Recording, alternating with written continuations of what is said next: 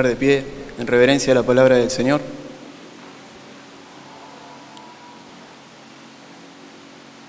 Un ciego sanado en Betsaida. Vino luego a Betsaida y le trajeron un ciego y le rogaron que le tocase. Entonces, tomando la mano el ciego, le sacó fuera de la aldea y, escupiendo en sus ojos, le puso las manos encima y le preguntó si veía algo. Él mirando dijo: veo los hombres como árboles, pero los veo que andan. Luego le puso otra vez las manos sobre los ojos y le hizo que mirase y fue restablecido y vio de lejos y claramente a todos. Y lo envió a su casa diciendo: no entres en la aldea ni lo digas a nadie en la aldea. Oramos. Padre, venimos delante de tu presencia, Señor, a escuchar de tu palabra. Te agradezco por permitirnos cantar canciones a ti, honrarte con nuestros labios. Ahora queremos escucharte, Señor, a través de estas escrituras. Te pido que me ayudes a mí a poder hablar lo que tu Espíritu Santo me guíe, Señor, a través de lo que he preparado. En el nombre de Jesús te doy gracias. Amén y amén. Pueden tomar su asiento, hermanos. Anteriormente a nuestros versículos del día de hoy, en el contexto de estos versículos, podemos ver que el Señor alimentó alrededor de 4.000 personas. Y enseguida nos dice Marcos que Jesús, al alimentar a estas personas, luego de eso, es confrontado por los fariseos que querían ver una señal con el fin de tentarle, dice Marcos. A ellos no les fue suficiente ver el poder de Dios demostrado en la alimentación de tanta cantidad de gente, que le pedían al Señor que les diese señal de que Él era el Mesías. Pero claramente el Señor ya daba evidencias de que Él era el Mesías, el Hijo de Dios, como nos relata Marcos. Aún así ellos le pedían señal del cielo para tentarle. Pero no era suficiente, hermanos, con ver a los paralíticos caminar, a los enfermos ser sanados, a los ciegos tener vista, a los sordos oír. Ellos seguían insistiendo en que querían ver señal del cielo, pero el Señor les dice que no le dará ninguna señal más a causa de su incredulidad. Luego de esto, el Señor esencialmente dejó Galilea. Después de ser tentado, después de tratar, de que los fariseos tratan de tentarle a Él deja Galilea y se va a la costa noreste, que es la parte de Betsaida. Digamos, está dentro de la ciudad de Galilea, pero no es Galilea el centro de Galilea, sino como que se aleja del centro de Galilea y va a Betsaida. Allí el Señor les habla a sus discípulos también sobre la levadura de los fariseos, sobre que tienen que tener cuidado de la levadura de los fariseos y de la levadura de Herodes, que es la hipocresía de ellos. Y le dice que tengan cuidado con la hipocresía de los fariseos. Y les dice también el Señor que entiendan de una vez lo que Él les estaba tratando de decir, porque ellos constantemente estaban sin entendimiento. Ellos constantemente estaban tratando de comprender qué era lo que Jesús les decía y no lo comprendían. Así que el Señor les dice: traten de entender lo que les estoy diciendo, y les habla claro: tengan cuidado de la levadura de los fariseos y de Herodes, que es la hipocresía que ellos practicaban sumado a toda la inmoralidad en la cual ellos vivían. A pesar de su muy buena religiosidad por fuera, ellos vivían vidas inmorales, vidas que no iban conforme a la voluntad de Dios. La actitud de estos fariseos era la de vivir hablando de Dios, pero de ninguna manera vivir de acuerdo a como ellos hablaban. Así que el Señor les exhorta a sus discípulos a que no imiten la forma de vivir de los fariseos y de Herodes.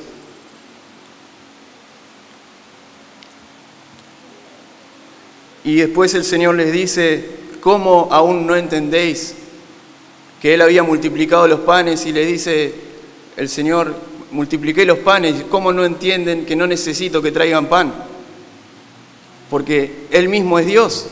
Eso es lo que estaba tratando de decirle. El Señor le estaba tratando de decir que Él era el Mesías, que Él había multiplicado los panes. Él le dice en el versículo 17, en el contexto todavía estamos, ya vamos a empezar los versículos nuestros. ¿Qué discutís? ¿Por qué no tenéis pan? ¿No entendéis ni comprendéis? ¿Aún tienen endurecido vuestro entendimiento? Él estaba diciendo que Él era el Mesías, pero ellos todavía no lo estaban entendiendo, hasta más adelante, cuando el Espíritu Santo le revela a Pedro. Y le dice, tú eres el Cristo, le dice Pedro. Así que, viniendo ahora a nuestros pasajes, versículo 22, dice, vino luego a la ciudad de Betsaida y le trajeron un ciego y le rogaron que le tocase. Betsaida era aquella ciudad en la cual el Señor había alimentado a 5.000 personas. Antes de la alimentación de los 4.000, ya había alimentado a 5.000 personas.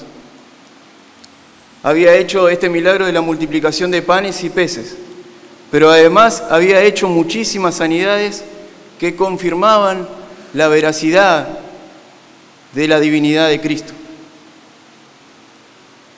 Estas señales demostraban que Jesús no solamente era un hombre como nosotros, sino que era Dios hecho hombre. Y allí en aquel lugar donde el Señor probablemente había ido no para hacer sanidades, sino para enseñar a sus discípulos a seguir preparándolos para su pronta crucifixión, se encuentra con esta persona, con un ciego que le traen al Señor. Pero estos hombres unos amigos del ciego traen al ciego hacia el Señor. No es que el ciego tenía intenciones de ir a él. El texto nos dice que fue traído por hombres. Muy diferente a la historia del ciego Bartimeo, que él decía, Jesús, hijo de David, ten misericordia de mí. Él mismo buscó a Jesús, él mismo dijo, tú eres el Mesías, al decir, Jesús, hijo de David. Pero este ciego era completamente distinto. No tenía esa fe de Bartimeo. Es más, sus amigos tenían más fe que él, que lo llevan a Jesús, a donde él estaba. Pero esta ciudad Betsaida, hermanos, había sido protagonista en primera persona de muchos milagros que el Señor hizo. Y ahora querían ver otro milagro nuevamente de Cristo. Estas personas sabían muy bien que Jesús podía sanar a aquel hombre ciego. Así que le pidieron que sane a esta persona. Nos dice el versículo 23, entonces tomando la mano del ciego, le sacó fuera de la aldea y escupiendo en sus ojos, les puso las manos encima y le preguntó si veía algo.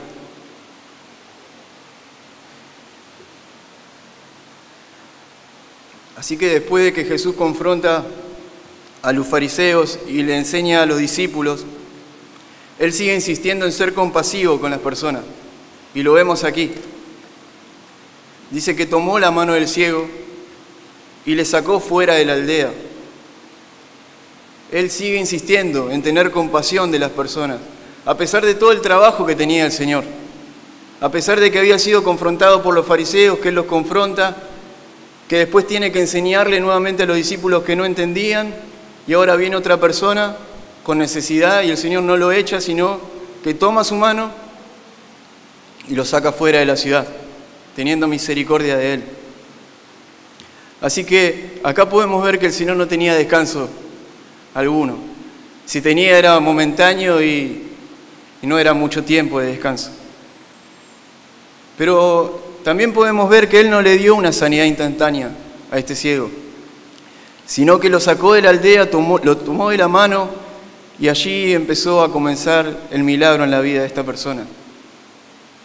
Nos dice el texto que el Señor escupió en los ojos de aquel ciego, de aquel hombre que portaba esta ceguera tan grave. Por ahí nos pueden causar un poco de impresión que el Señor utilice estos medios, ¿no?, para sanar. Pero la realidad y lo cierto es que el Señor dio una esperanza a esta persona. Una esperanza de que iba a ser sanado. Esta persona no podía ver. Ese sentido de la visión que tenemos nosotros, él no lo tenía. pero él tenía el sentido del tacto, él sintió la saliva del Señor en sus ojos, pero no como una forma quizá de como nosotros pudiéramos pensar, algo puede ser desagradable para nosotros, sí, pero en realidad eso fue una esperanza para el ciego, fue un motivo de esperanza para aquel ciego. Cristo había empezado la obra de sanidad en su vida, así que una luz de esperanza había en aquella persona. Y hay algo muy importante que no tenemos que pasar por alto, hermanos, y es que que el Señor sacó de fuera de aquella ciudad, de la aldea, a este ciego. ¿Y por qué motivo lo sacó? La realidad es que el Señor ya había advertido, debido a la incredulidad de las personas de Betsaida, que no haría más señales, y por lo tanto al sacar a aquel hombre de aquella ciudad, estaba mostrando que esa ciudad estaba bajo el juicio de Dios, porque ellos habían visto tantas señales de parte de Jesús, pero no se habían arrepentido, no habían abandonado su pecado, ellos seguían viviendo una vida pecaminosa, una vida inmoral, alejada de Dios. Ellos querían ver milagros, pero no querían arrepentirse de sus pecados. Así que esta ciudad había visto tanta cantidad de milagros, pero el Señor lo que hace es sacarlo fuera de la ciudad, quizá en representación de un juicio sobre aquella ciudad. Dice el versículo 24, Él mirando dijo: veo los hombres como árboles, pero los veo que andan. Fue sanado, pero este es el único milagro que vemos de parte de Jesús, que Él sana en 2 etapas. Siempre el Señor sana enseguida, al instante, a todas las personas con las que se cruzó. Pero a esta persona la sana en 2 etapas. Él dice: veo los hombres como árboles, pero los veo que andan. ¿Acaso Jesús no podía sanar por completo a esta persona, hermanos? Por supuesto que sí, Él lo podía hacer. Él tiene poder soberano sobre toda la creación. Por supuesto que Él podía sanar al instante a esa persona. Pero ¿por qué Él no lo hizo? ¿Por qué no lo sanó al instante? Tal vez quizá porque Él estaba tratando de mostrarle a los discípulos la ceguera que ellos tenían y también la forma en la que Él estaba limpiando a esas personas, a esos discípulos de aquella ceguera. Ellos no estaban viendo absolutamente nada, pero ahora, al Jesús hacer todas estas cosas, al recibir enseñanzas de Cristo, la ceguera de los discípulos estaba desapareciendo, de a poco. No del todo, pero de a poco iba desapareciendo.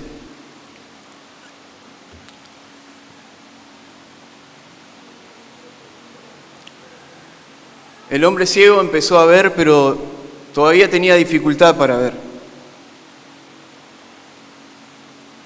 En el versículo 18, el Señor les pregunta a los discípulos, en el contexto: teniendo ojos, ¿no veis? Y teniendo oídos, ¿no oís?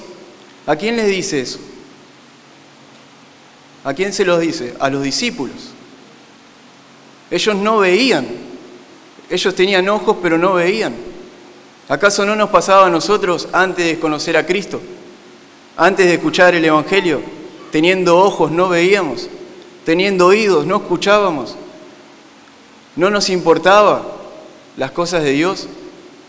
Pero ¿por qué motivo ahora nos importan las cosas de Dios? Porque es Dios haciendo una obra en nuestros corazones, en nuestras vidas. Es Dios a través del Espíritu Santo transformando nuestras vidas, quitándonos nuestra ceguera espiritual. Podemos decir, estos discípulos qué tercos eran, sí, por supuesto, pero nosotros también éramos tercos. Y Cristo limpió nuestra ceguera. De la manera que tuvo misericordia con ellos, el Señor tiene misericordia de nosotros, hermanos. Amén. Luego le puso otra vez las manos, versículo 25, sobre los ojos y le hizo que mirase, y fue restablecido, y vio de lejos y claramente a todos. De la misma manera que la vista de este ciego estaba en aumento, ahora, Dice que fue restablecido su visión, vio de lejos a todos. Y en el original dice que vio con nitidez, que vio claramente, como nunca antes había visto. Así como la vista de él empezó a aumentar, también la vista de los discípulos estaba en aumento, había empezado a aumentar, aunque no todavía de una forma completa.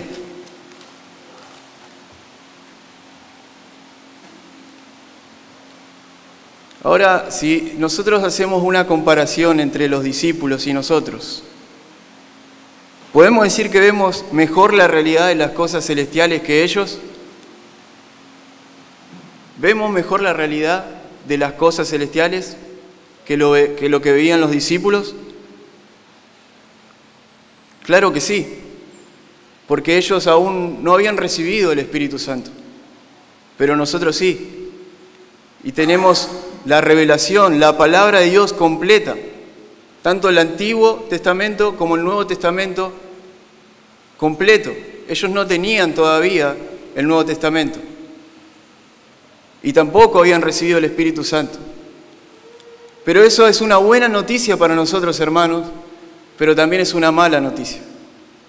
Es una buena noticia porque tenemos la revelación de Dios, la palabra de Dios, Cristo, en estas Escrituras, donde podemos ver de Él, conocer su carácter, conocer su sabiduría, poder encontrar salvación a través de esta palabra.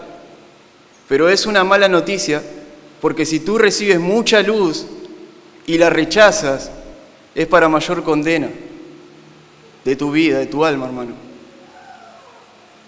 Por eso te ruego que cuando escuches la palabra del Evangelio, cuando escuches el Evangelio predicado, atiendas, preste tus oídos para escuchar la palabra de Dios y aplicarla a tu vida, para que no seamos oidores olvidadizos, como dice Santiago, sino que seamos hacedores de la obra, para que podamos vivir conforme a la voluntad de Dios.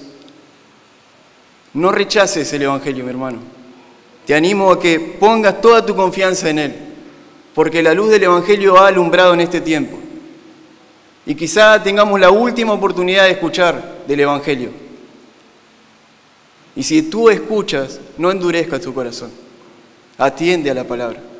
El Señor tendrá misericordia de ti. Si tú vas a Cristo, Él no te rechazará, Él te abrazará. Tú puedes confesarle tu pecado al Señor y decirle cuál es tu pecado y Él hará la obra en tu vida. Es lo que promete el Evangelio, salvación para todo aquel que cree y vida eterna. Así que la luz vino a nuestras vidas. Éramos ciegos como esta persona. Cristo sanó a esta persona, le quitó la ceguera y nosotros también hemos vivido por causa de la obra de Cristo. Y se nos ha ido la ceguera espiritual. El versículo 25 dice: luego le puso otra vez las manos sobre los ojos y le hizo que mirase, y fue restablecido y vio de lejos y claramente a todos. Versículo 26, y lo envió a su casa diciendo: no entres en la aldea ni lo digas a nadie. Quizás nosotros podemos decir, bueno, el Señor le dijo: no entres en la aldea ni lo digas a nadie. Bueno, entonces cuando yo escucho el Evangelio no se lo voy a contar a nadie, no. Si tú escuchas el Evangelio, predica el Evangelio, porque no es para ti. Esto era para aquel hombre ciego, que ahora recobró su vista, pero el Señor no quería que nadie escuche del testimonio de esta persona, por motivos que el Señor tenía. Pero a ti no te dice el Señor: esconde el Evangelio, no lo cuentes a nadie, sino que te dice todo lo contrario. Si la luz enciende, es para ponerla sobre una mesa, no debajo de la mesa. Entonces, debemos predicar el Evangelio a toda criatura, porque de esa manera las personas van a encontrar salvación. Amén. Dios le bendiga.